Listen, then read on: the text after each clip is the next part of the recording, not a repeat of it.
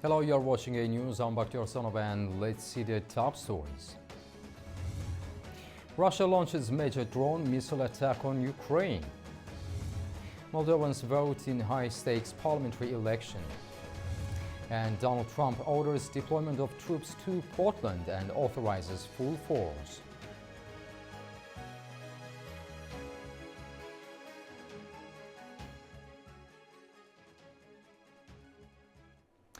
Kiev has come under one of the heaviest Russian drone and missile barrages since the full-scale attack began. According to Ukrainian authorities, at least 4 people, including a 12-year-old girl, have been killed and 40 others wounded in the overnight strikes on the capital and surrounding areas. The overnight assault brought devastation across the Ukrainian capital. Air raid sirens sounded for hours as waves of drones and missiles struck residential neighborhoods. Kiev's military administration said more than 15 sites were hit, including multi-story apartment blocks and even a state cardiological hospital. Fires tore through courtyards and thick smoke rose from several districts. Residents fled deep underground into metro stations and are now familiar refuge against Russia's bombardment. Anti-aircraft fire echoed across the city as defenses tried to repel the barrage. Officials described the strike as one of the largest on Kiev in more than 3 years of full-scale war. Independent monitors and local media reported it was among the heaviest barrages they had ever recorded. Across Ukraine, the scale of the assault was felt far beyond the capital. In Zaporizhia, at least 4 people were injured when missiles and drones hit civilian infrastructure. Ukraine's foreign ministry accused Moscow of firing hundreds of drones and missiles overnight, destroying homes and killing civilians. Officials in Kyiv vowed there would be a response and once again appealed to Western allies for tougher economic pressure on Russia.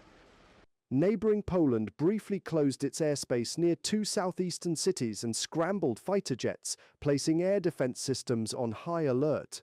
Authorities in Warsaw called the measures preventive, aimed at securing citizens and NATO's eastern flank.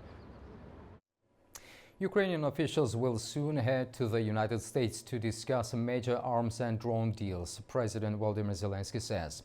During his recent U.S. visit, Zelensky met President Donald Trump and shared a vision for responding to Russia's war, including a $90 billion weapons wish list. Ukraine has already deployed 1 Patriot missile system from Israel, with 2 more coming this autumn. Of course, we want to solve the. As for what Ukraine wants from the United States of America, we have passed to the President of the United States of America all of this, in details, and with illustrations of what Ukraine wants. The Israeli Patriot system is already operational in Ukraine. It has been operational for a month. We are also expecting 2 more Patriot systems during the autumn. Putin won't wait until the end of the war in Ukraine. He will open another door. No one knows where that door is. No one knows for sure where that door is. But one thing is certain. He wants to do it. He is testing Europe. He has checked that Europe doesn't have the capacity to protect itself from Russian drones. Germany is sounding the alarm over drones. Interior Minister Alexander Dobrindt says the threat level is high, calling it abstract in general, but very real in specific incidents. The warning comes after repeated drone incursions in Denmark shut down air traffic. Dobrindt told journalists that Berlin is preparing new measures, including a revision of aviation security laws that would let the German armed forces shut down hostile drones if necessary. I will set up a drone defense center that will ensure that the competences of the federal and state governments, the federal police, the Federal Criminal Police Office and the state police are connected. Financial resources are pooled, technological know-how is brought together, and new research projects are initiated. It's about detecting drones. It's about intercepting drones. It's also about shooting down drones. These are the basics we are talking about when we reposition ourselves for drone defense. It's an urgently needed project that is already underway. We are moving quickly to start discussions with our European neighbours. In a few days, on October 4th, the Munich migration meeting will take place in Munich, and there, in addition to migration issues, we will also discuss drones again. Now, Moldovans are heading to the polls on Sunday in a pivotal parliamentary election that could shape the country's future in Europe. Here is more. Moldovans are heading to the polls on Sunday for a high-stakes parliamentary election that could determine the country's path toward European Union membership. The vote for all 101 seats in Parliament comes after multiple crises linked to the war in Ukraine, including energy shortages and economic strain. Moldova, one of Europe's poorest countries, imports much of its energy from Romania following Russian supply cuts, while inflation remains around 7%. Opinion polls suggest a tight race between President Maia Sandu's pro-European Party of Action and Solidarity, PAS, and several pro-Russian parties, including the Patriotic Bloc. The nominally pro-European Alternative Alliance is also contesting the vote, appealing to voters frustrated by slow reforms, high prices, and scepticism over closer ties with the EU. PAS may struggle to secure a majority and could need to form a coalition, which would affect the pace of Moldova's EU ambitions. Adding to the tension, a major pro-Russian party has been barred from Moldova's parliamentary elections just 2 days before voting. The Central Electoral Commission disqualified the Heart of Moldova party after a court suspended its activities for a year over allegations of voter bribery, illegal financing and money laundering. The party is part of the Russia-friendly Patriotic Electoral Bloc, a key rival to the ruling pro-Western party of Action and Solidarity. Its leader, Irina Vlar, denounced the decision as a political spectacle and was also banned this week from entering 3 EU countries over claims of aiding Moscow's interference. Officials in Chisinau say the ban is essential to protect Moldova's democracy from Kremlin-backed schemes. President Maia Sandu has described Sunday's election as the most consequential in the country's history, warning that Russia has spent millions to influence the vote and recruited operatives to stir unrest. Moscow, however, dismisses these accusations as anti-Russian and unfounded. But the head of the EU election observer mission says there is ample evidence of Russian interference. Authorities have arrested dozens of individuals over alleged Russian-backed activities, with intelligence reports indicating some citizens were trained abroad in protest tactics. The Kremlin's influence efforts are believed to extend beyond politics, reaching into religious networks. Moldova's government accuses Russia of recruiting Orthodox priests to sway voters toward pro-Russian parties. National Security Advisor Stanislav Secrieru says priests were trained in Russia, toured holy sites, and then returned to Moldova to create parish social media channels warning against European integration. The most immoral feature of Russian electoral interference in elections in Moldova is the use of the most trusted institution, the church. Russia recruits and trains the priests during so-called all-inclusive pilgrimages in order to turn religion into a weapon. After the training, priests come to Moldova and use their influence in order to sow the mistrust, erode the confidence of society, and to generate and fuel mistrust in our society. A review of these channels found almost 90 new Telegram accounts disseminating posts echoing pro-Russian narratives, claiming Moldova's traditional values are under threat from the EU. While Kremlin-linked operatives like Artyom Starostin have been connected to the program, the Moldovan Orthodox Church denies any political campaign and describes the trips as religious pilgrimages. Moldova's diaspora, who usually support pro-European parties, will also influence the results. Brussels has backed Moldova's EU ambitions, and leaders from France, Germany and Poland visited Chisinau in August to reaffirm support. Voters express a wide range of opinions. Some support the ruling pro-European party, seeing it as offering better conditions for Moldova and a path toward EU membership. Others remain uncertain, questioning whether closer ties with Europe will truly benefit the country. Which would be better for us, the European Union or friendship with Russia? We already know how it was with friendship with Russia. But what will happen in the EU? With economic pressures, political divisions and concerns over foreign interference, the outcome of Sunday's election is expected to have lasting effects on Moldova's European integration and internal stability. Russia and the United States are set to hold a third round of consultations this fall to address ongoing bilateral issues, Russian Foreign Minister Sergei Lavrov announced on Saturday. Lavrov said the talks will cover topics such as visas, embassy operations, property and other aspects of diplomatic missions. Two previous rounds were held earlier this year in Riyadh and Istanbul. He also referred to the August meeting in Alaska between Presidents Vladimir Putin and Donald Trump, which focused on broader bilateral matters. The United Nations reinstalled sanctions on Iran following claims by Britain, France and Germany that Tehran had violated an agreement preventing it from developing nuclear weapons. Attempts to delay the return of all sanctions failed at the annual gathering of world leaders at the United Nations this week. United Nations reimposed sanctions on Iran over its nuclear program. The decision follows action by the European powers, known as the E3, and consisting of Britain, France and Germany, who triggered a 30-day process accusing Tehran of violating the 2015 deal meant to prevent it from developing a nuclear weapon. Iran strongly denies the allegation and defends its right to pursue a civilian nuclear program.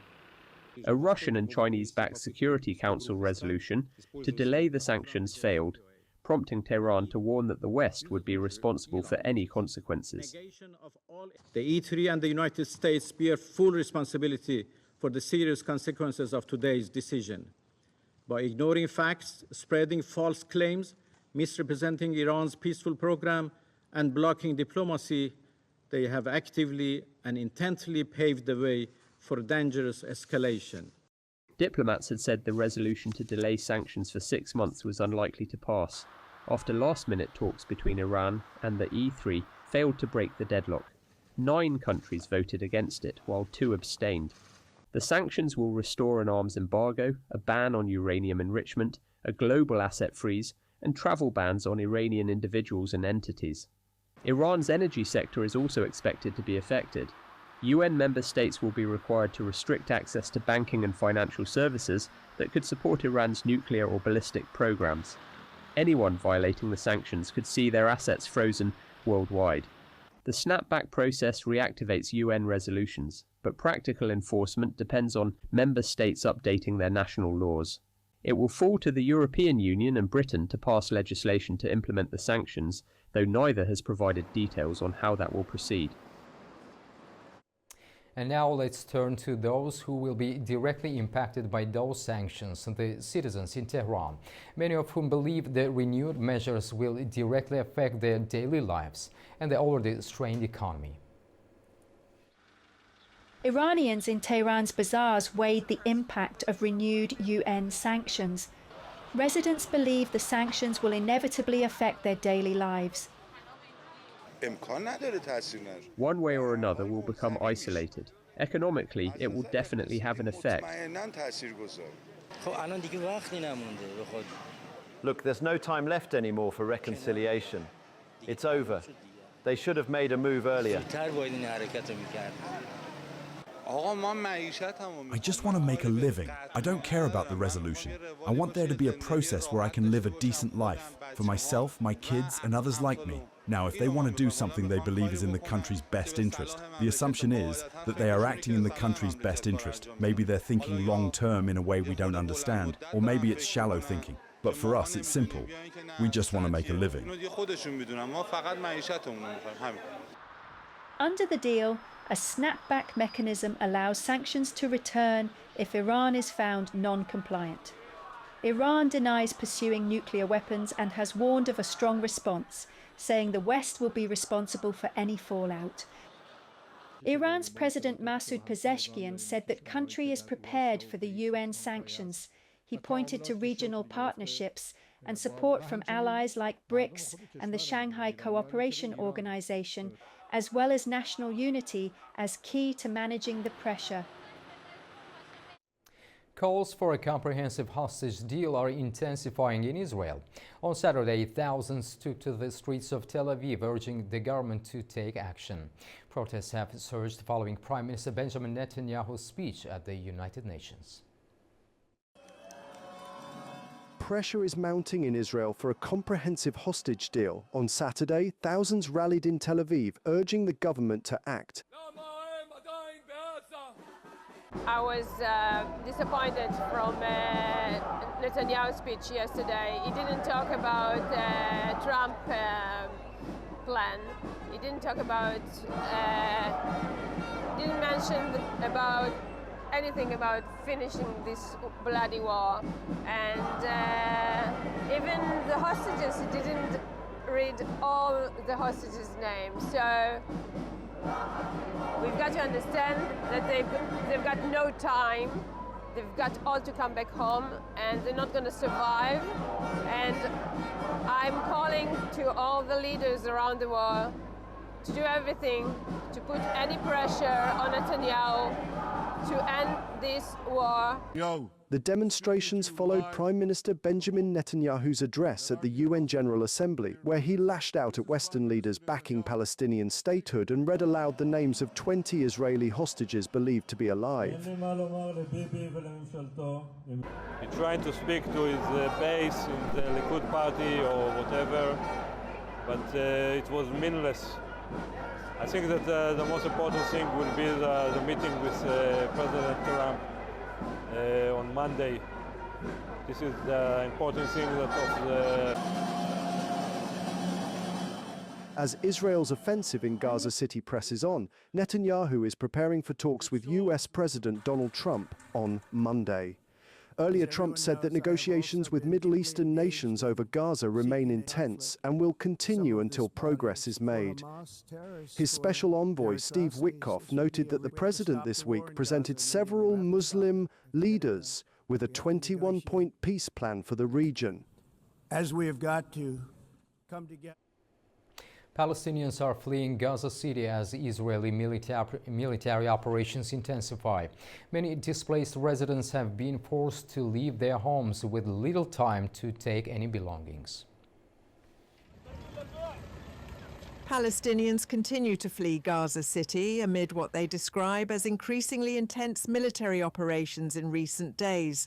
The Israeli military has stepped up its campaign to seize Gaza in its efforts to defeat Hamas, with Prime Minister Benjamin Netanyahu earlier this month warning Gaza City residents to leave. Many are now moving along coastal roads after fleeing their homes without the chance to take any belongings. I've been walking from the beach camp since yesterday, 6 a.m. I got the artificial leg recently and I can't walk for long. I arrived at 10 p.m. to another place. We slept outside in the desert and it was cold. I was heading to the south. Look at the situation. There were airstrikes from the quadcopter, shellings from tanks, from the ships also, and targeted all the houses. We didn't have other options. We had to leave without clothes. We don't have blanket or clothes or anything. As Israeli forces push deeper into the heart of Gaza City, the army claims it is taking steps to avoid hitting civilians. Many displaced residents are now living in tents where essentials such as clean water are difficult to access. Long queues form at water distribution points as adults and children wait to quench their thirst. Even as hundreds of thousands have left the city in northern Gaza, many others have hesitated due to security risks and widespread hunger. U.S. President Donald Trump has ordered federal troops to Portland with authorization to use full force if necessary. The decision follows weeks of protests and has sparked a debate over federal involvement in local security. US President Donald Trump announced on Saturday that he is deploying federal troops to Portland, Oregon, authorizing the use of full force, if necessary, to protect immigration detention centers amid ongoing protests. In a Truth Social post, Trump said he had directed Defense Secretary Pete Hegseth to send troops to protect war-ravaged Portland and ICE facilities under siege from Antifa and other domestic terrorists. The decision follows weeks of demonstrations outside a Portland immigration facility, some of which have turned violent. Federal prosecutors say at least 26 people have been charged with crimes, including arson and assaulting officers. Democratic officials condemned the move, calling it unnecessary and unconstitutional. The Department of Homeland Security, however, claims protesters have repeatedly attacked ICE facilities and targeted officers with threats, accusing members of the recently designated domestic terrorist group Antifa of publishing agents' personal information online. Despite the backlash, some Republican officials praised Trump's decision as necessary to restore order. The deployment is part of a wider crackdown on illegal immigration, following similar troop mobilizations in Los Angeles and Washington, D.C. At least 39 people have died and over 50 were injured in a stampede at a political rally in Karur, Tamil Nadu on Saturday. The rally was held by actor-turned-politician Vijay. Tamil Nadu Chief Minister M.K. Stalin said the dead include 17 women, 13 men and 9 children. Footage showed people fainting and police struggling to control the crowd. An inquiry has been launched. Vijay offered condolences to families and wished a speedy recovery to the injured. Prime Minister Narendra Modi called the incident unfortunate and deeply saddening. Similar deadly crashes have occurred this year at the Kumbh Mela festival and outside cricket stadiums.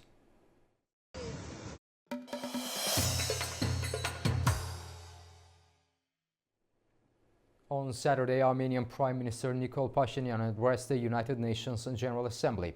He highlighted the March peace draft and the 8th of August Washington Declaration signed in the presence of US President Donald Trump, which affirmed mutual recognition of borders based on the 1991 Almaty Declaration.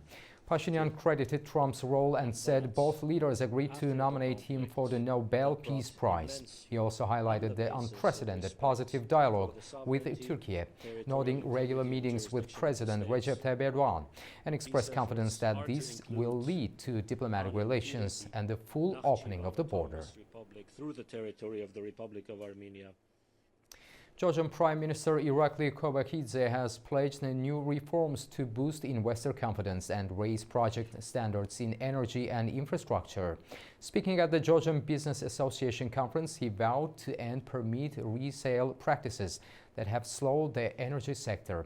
He highlighted a recent $6.6 billion investment deal with UAE firms as proof of Georgia's growing appeal to foreign investors.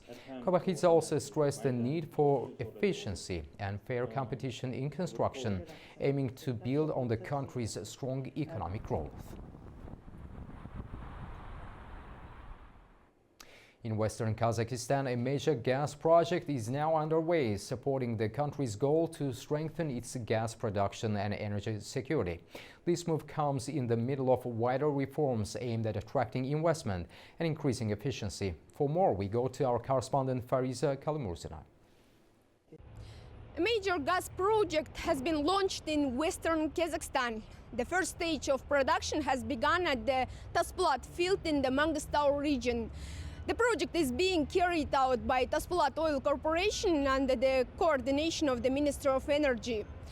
At the initial stage, production is expected to reach about 50 million cubic meters of gas per year, with potential growth up to 150 million.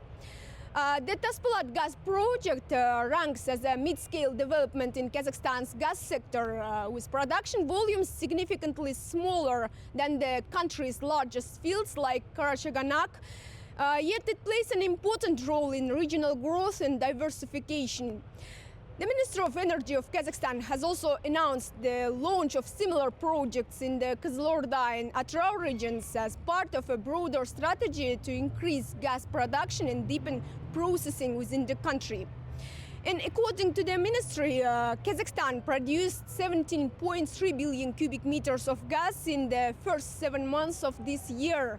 However, despite the reserves and export potential, the country faces a shortage due to low domestic tariffs and aging infrastructure.